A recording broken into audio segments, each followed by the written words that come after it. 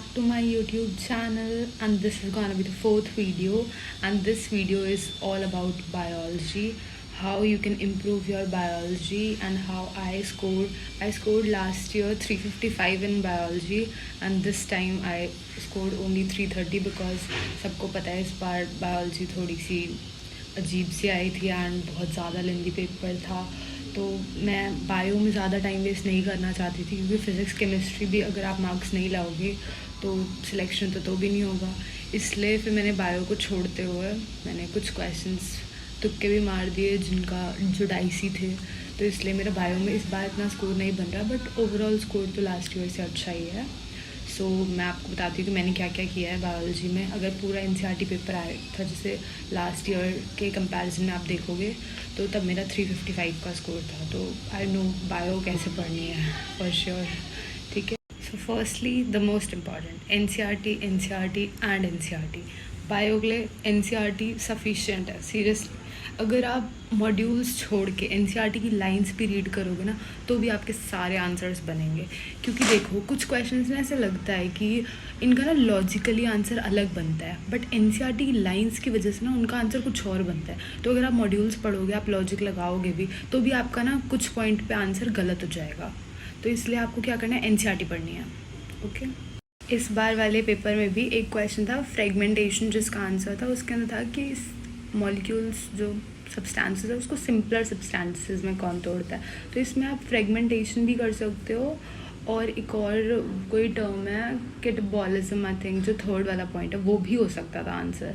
But NCERT की line में specially लिखा है कि अगर बड़े सब्सटेंसेस को आप छोटे सब्सटेंसेस में तोड़ोगे तो फ्रेगमेंटेशन ही होगा। अगर यहाँ पे कोई लॉजिकली देखे तो उसका आंसर गलत हो जाएगा। मेरा खुद गलत हुआ है, ठीक है। तो ऐसा भी होता है। तो आपको एनसीईआरटी ही पढ़नी है अच्छे से, ठीक है। वहीं से आपके आंसर बिल्कुल करेक्ट बनेंगे। लॉजिक सब फेल हो जाता है। आपको जो बायो में सिर्फ एनसीईआरटी की लाइंस पे ध्यान देना है कि एनसीईआरटी ने क्या लिखा है।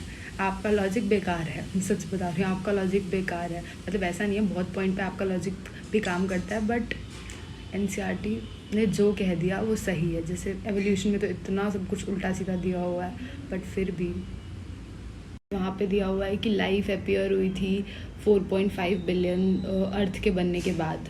बट कुछ पॉइंट पे ये भी दिया है कि जो नॉन सेलुलर लाइफ थी वो आई थी 2 मिलियन ईयर्स अगो या ऐसे, मतलब डेट्स ही अलग है। तो फिर लाइफ आई कब थी?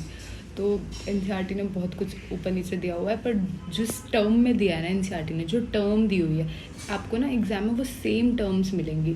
तो आपको उस हिसाब से आंसर लर्न करना। एक तरीके से आपको पूरा आंसर ना बिल्कुल रटा होना चाहिए। सारी लाइन्स एनसीईआरटी की रटी होनी चाहिए, तभी आपका बायो में एक परफेक्ट स्कोर आ सकता है या 350 प्लस आ सकता है। तो एनसीईआरटी को आप जितनी बार रीड करोगे उतना ज़्यादा आपके लिए बेनिफिशियल होगा। तो एनसीईआरटी को तो मैंने, अगर देखा जाए ना, तो मैंने लास्ट ईयर भी पढ़ा था, तब भी मैंने एक चैप्टर को आई थिंक 10 to 12 टाइम्स किया होगा, और इस बार भी। तो मतलब एनसीईआरटी को तो जितना पढ़ सकते हो ना उतना पढ़ो, वो मतलब कभी ख़त्म नहीं हो सकती। जितनी बार रीड करोगे ना आपको उतनी नई चीज़ें मिलेंगी। सबसे इम्पॉर्टेंट क्या है कि ना एनसीईआरटी में ना कुछ जगह पे ना जो फिगर्स है ना, फिगर्स के अंदर भी बहुत कुछ लिखा होता है। जैसे आप बायोटेक की यूनिट देखोगे ना तो वहाँ पे जो PBR 322 बना हुआ है उसमें नीचे ना आरओपी का फंक्शन लिखा हुआ है। अगर आपसे आरओपी का फंक्शन पूछ लेंगे तो पूरी टेक्स्ट में कहीं पे नहीं है, पर वहाँ पे अंदर दिया हुआ है छुपा के। अगर आपको मकोई प्लांट पूछ लेंगे तो आपको पता है वो किस फैमिली का है? किसी को नहीं पता वो किस फैमिली का है, क्योंकि वो ना वहाँ पे फिगर में लिखा है कि वो सोलेनेसी के अंडर है, ठीक है। तो ऐसा भी है। अनियन भी किसी को नहीं पता कौन सी फैमिली में। अगर टेक्स्ट कोई पढ़ेगा तो उसे नहीं मिलेगा। अनियन लेलिएसी में आता है, और वो वहाँ पे एग्जाम्पल्स में जो फिगर्स बनी है ना वहाँ पे दिया हुआ है। परफेक्ट तरीके से एनसीईआरटी कैसे पढ़नी है तो आपके सारे क्वेश्चंस होंगे। तो मैं वो आपको एक बार ना अपनी बुक से भी ऐसे शेयर करके बताऊंगी कि बायो की एनसीईआरटी को स्पेशली पढ़ना कैसे। एक डाटा इम्पॉर्टेंट है, तो आपको मतलब बिल्कुल एनसीईआरटी को बिल्कुल छान के अच्छे से पढ़ना है, हर एक लाइन। तो ये तो हो गई एनसीईआरटी की बात। इसके साथ साथ आपको और क्या क्या करना है, ठीक है।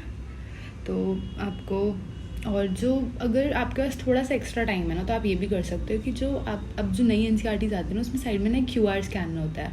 अगर आप उसको स्कैन करोगे ना तो जैसे ऐसा नहीं है, हर चैप्टर का नहीं है, आपको बहुत सारे एजुकेटर्स ने प्रोवाइड भी कराई थी लास्ट ईयर PDF। कुछ चैप्टर्स जैसे मॉर्फोलॉजी है या ऐसे है, उसके अंदर उसको स्कैन करने पे ना एक्स्ट्रा डाटा वो दिया हुआ है, जैसे सकरमेंट होता है, ये सब ना एनसीईआरटी में नहीं है, पर क्वेश्चंस बहुत आते हैं इससे, क्योंकि ये सब ना वहाँ पे दिया हुआ है। अगर आप उसको स्कैन करोगे ना तो एग्जाम्पलर के क्वेश्चंस खुलेंगे। तो अगर आपको एक्स्ट्रा करना भी है तो आप एग्जाम्पलर कर लो एनसीईआरटी, पर एनसीईआरटी के अलावा और कोई बुक करने की तो ज़रूरत बिल्कुल नहीं है, क्योंकि वो सिर्फ आपका टाइम वेस्ट करेगी, क्योंकि उतना डाटा आप याद भी नहीं रख पाओगे एग्जाम तक। तो इससे ज़्यादा बढ़िया आप एनसीईआरटी पढ़ो।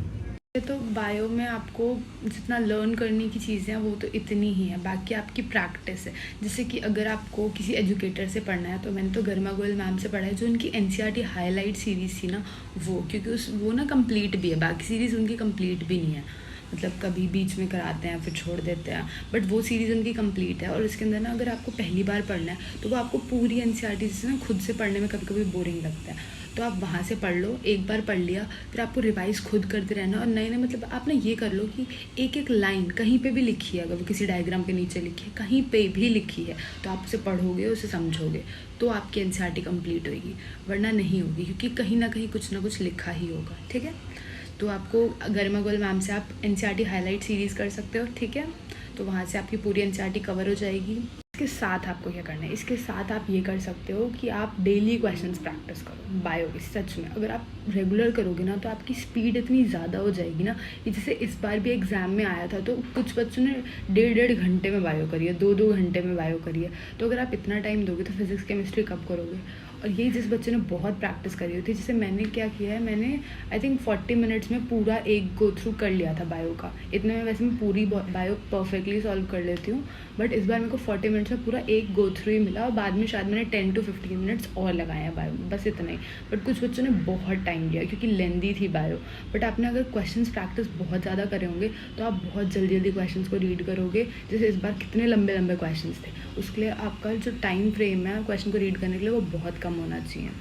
ये आपका बिल्कुल भी एनसीईआरटी पढ़ने से क्लियर नहीं होगा, ये सिर्फ क्वेश्चन प्रैक्टिस से होगा। तो आप ये कर सकते हो, जैसे गरिमा गोयल मैम भी ना फ्री क्लासेस लेती है एनसीईआरटी के ऊपर ही, मतलब एनसीईआरटी के क्वेश्चंस पे या अलग अलग किसी भी क्वेश्चंस पे वो पोल बेस्ड सेशंस होते हैं। अगर आप वो करोगे ना तो आपको जल्दी जल्दी, क्योंकि आपको ही पता है कि आपको आंसर करना है, और आपको एक कंपटीशन भी मिलता है, इतने सारे बच्चे लाइव हैं, तो आप वहाँ पे ना जल्दी करने की कोशिश करोगे, क्योंकि आपको भी अपनी रैंक लानी है। तो इसमें आपकी ना स्पीड अच्छी हो जाएगी। तो आप ये कर सकते हो कि मतलब उनको फॉलो करो और देखो कि वो जो भी फ्री क्लासेस ले रही है ना टेस्ट वाली, उनके में तो आप बैठो ही बैठो। ठीक है, चाहे आपको आता हो चाहे ना आता हो। ठीक है, लास्ट ईयर भी उनके साथ इतने सारे मॉक्स दिए, इतने सारे, मतलब वहाँ पे ना ये भी होता है कि आपके पास टाइम कम है ना, तो आप कुछ क्वेश्चंस आते हुए भी गलत कर देते हो, पर फिर आपको ना ये होता है कि नहीं अब मैं नेक्स्ट टाइम और अच्छा करूँगा, तो फिर इससे आपका ना स्कोर और बढ़ने लग जाता है। तो आपको मतलब बायो में तो करना ही है, मतलब जितने क्वेश्चंस करोगे ना बायो में, और बायो के क्वेश्चंस करना अच्छा भी लगता है, जैसे फिजिक्स के होते हैं वैसा नहीं लगता, बायो में अच्छा लगता है क्वेश्चंस करना। तो क्वेश्चंस जितने कर सकते हो, जितने प्रीवियस ईयर पेपर 10 ईयर्स के तो एटलीस्ट करने ही करने हैं, उनके साथ कर लो। अगर खुद करने का अकेले मन नहीं करता तो क्वेश्चंस तो रोज़ रोज़ करो, कि मतलब जब लास्ट के 5 to 6 मंथ्स हो ना, तब तो आप ये कर लो कि आपको फुल मार्क देना ही है बायो का, चाहे आपका कितना भी सिलेबस कंप्लीट है। तो आपको जो सिलेबस नहीं कंप्लीट है ना, आपको वो भी दिखने लग जाएगा कि आपको इसी के नहीं आ रहे हैं क्वेश्चंस, तो आप फिर उस चैप्टर को और अच्छे से पढ़ोगे। मेरा सिलेबस पूरा था या नहीं था, बट मैंने फुल मार्क देती ही थी। मैं रेगुलरली एक बायो का फुल मार्क तो देना ही देना है, क्योंकि वही आपको मतलब 50% तो बायो ही है पेपर में। अगर आपका वहाँ अच्छा स्कोर नहीं आया तो मतलब आपका सिलेक्शन बहुत दूर हो जाता है। तो आपको वो तो करना ही है, बिल्कुल अच्छे से करना है। तो रेगुलर क्वेश्चन प्रैक्टिस करने हैं। ठीक है, मैंने ये किया है बायो में, और मैंने साथ में बायो में किया है कि उन्होंने ना लास्ट में 30 मार्क्स बताए थे। मैंने केमिस्ट्री में भी आपको बताया था, जो फुल सिलेबस के मार्क्स थे उसकी मैंने केमिस्ट्री भी करी है, और उसके जो बायो के क्वेश्चंस थे ना वो पोल बेस्ड सेशंस लेती थी। तो वो पूरा का पूरा बायो 100 के 100 क्वेश्चंस उनके साथ आप पोल में अटैम्प्ट कर सकते हो।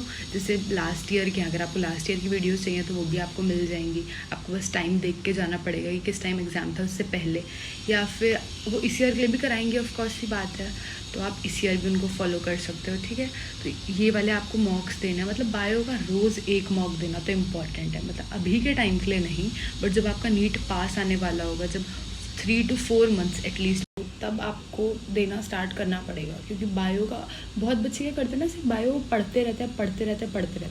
सिर्फ बायो पढ़ने से स्कोर आपका नहीं आएगा, चाहे आपने एनसीईआरटी को 20-30 बार भी क्यों ना कराओ, बट आपका स्कोर नहीं आएगा। जैसे होता है ना कि कुछ बच्चे बहुत पढ़ते हैं बट वो एग्ज़ाम डे पे परफॉर्म नहीं कर पाते, क्योंकि ना आपके पास एक्सपीरियंस नहीं है उस पेपर को देने का। मतलब कुछ बच्चों का होता है कि वो कम भी पढ़ा होता है ना उनने, तो भी उनने टेस्ट इतने दिए होते हैं तो उनका स्कोर अच्छा आता है। ऐसा इसलिए होता है क्योंकि सिर्फ पढ़ना इम्पॉर्टेंट नहीं है, आपने उस चीज़ की प्रैक्टिस कितनी करी है, आपको उसका लाइव मतलब आपको उसका एक्सपीरियंस कितना है कि कैसे देना है, क्या स्ट्रैटेजी से देना है कि इतनी टाइम में पूरी बायो हो जाए, वो भी ज़्यादा इम्पॉर्टेंट है। ठीक है, और ज़रूरी नहीं है कि आपको गरिमा गोयल मैम से ही पढ़ना, और कुछ बच्चों को और भी बहुत सारे टीचर्स हैं, कोई फिज़िक्स वाला में एनरोल्ड है, कोई कहीं एनरोल्ड है, तो आप वहाँ से भी कर सकते हो। बट आपको ना ये देखना है, अगर कोई किसी कोचिंग में भी जाता है तो आपको ये देखना है कि आपको मॉड्यूल्स नहीं पढ़ने हैं। देखो, जो बच्चे मॉड्यूल्स पढ़ते हैं ना, तो उनका पता है क्या, उनका ये मोटिव होता है कि हम सब कुछ पढ़ेंगे तो ऐसा होगा कि हमें सब ही कुछ आएगा। देखो, ऐसा नहीं होता। कुछ चीज़ें ना एनसीईआरटी की लाइन से आती हैं, तो आप उसके लिए मॉड्यूल्स कितने भी पढ़ लोगे ना तो भी आपके आंसर्स गलत हो जाएंगे। तो इसलिए एनसीईआरटी इंपॉर्टेंट है। प्लस में ऐसा नहीं है कि जिसके बहुत टाइम है वो मॉड्यूल्स पढ़ सकता है, पर आपको इतनी चीज़ें ना एग्जाम डे पे लर्न ही नहीं रहेंगी। आपको लास्ट के 2 महीने में एनसीईआरटी ही पढ़नी पड़ेगी, और तब आप पैनिक कर जाओगे कि मैंने तो एनसीईआरटी ही नहीं पढ़ी है, तो वो आपको और ज़्यादा डिप्रेशन में डाल देगी। तो इससे बेटर ना कि आप पूरे साल से एनसीईआरटी पढ़ो। मैं खुद आकाश में एनरोल्ड हूँ और मैंने आज तक उसके मॉड्यूल्स नहीं पढ़े। अगर मैं आपको ना उसकी फ़ोटोज़ भी दिखाऊंगी ना तो बिल्कुल ब्लैंक है। ऐसा भी नहीं है कि मैंने मॉड्यूल्स मेरे पास थे नहीं इसलिए मैंने नहीं पढ़े, मेरे पास बहुत सारी बुक्स हैं और मैंने तो भी उन्हें नहीं पढ़ा। क्योंकि आप ना अगर लास्ट ईयर से ट्रेंड देखोगे ना तो वहाँ से आते ही नहीं है क्वेश्चन, तो आप क्यों अपना टाइम वेस्ट कर रहे हो। इससे ज़्यादा बेटर ना कि आप क्वेश्चन प्रैक्टिस पे ध्यान दो, मॉड्यूल के क्वेश्चन करने से ज़्यादा बेटर है। तो इसलिए आपको सिर्फ एनसीईआरटी पे ध्यान देना है, ठीक है, और कुछ भी करने की ज़रूरत बिल्कुल नहीं है। मॉड्यूल्स में भी अगर आप कोचिंग्स में भी पढ़ते हो ना तो वो भी यही बोलते हैं कि एनसीईआरटी ही इंपॉर्टेंट है। वो अपने मॉड्यूल्स पढ़ाते हैं क्योंकि ऑफकोर्स ही बात है, उनकी कोचिंग है तो उन्हें अपनी कोचिंग को भी प्रमोट करना है, तो वो मॉड्यूल्स पढ़ाएंगे आपको। पर वो लास्ट के 2 मंथ्स में वो भी आपको यही बोलेंगे कि आप एनसीईआरटी पढ़ो। तो इसलिए आप पूरे ईयर से एनसीईआरटी पढ़ो कि ना आप भी लास्ट में पैनिक हो और आपका बेनिफिट भी हो उससे। आपको बायो में तो सिर्फ यही करना है, एनसीईआरटी एनसीईआरटी एनसीईआरटी सिर्फ यही पढ़ो।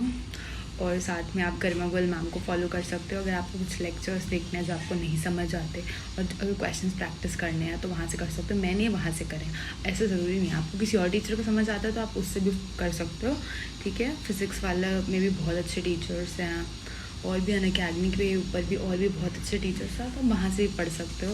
विशाल तिवारी सर ने भी अब तो स्टार्ट करा दिया है, वो भी एनसीईआरटी लाइन से क्वेश्चन, जैसे वो केमिस्ट्री में कराते थे तो उन्होंने दूसरे टीचर रखे हैं जो बायो के कराते हैं, तो आप वहाँ से भी कर सकते हो, ऐसा कोई इशू नहीं है। तो thank you for watching this video, hope this video helps you. So thank you, bye bye.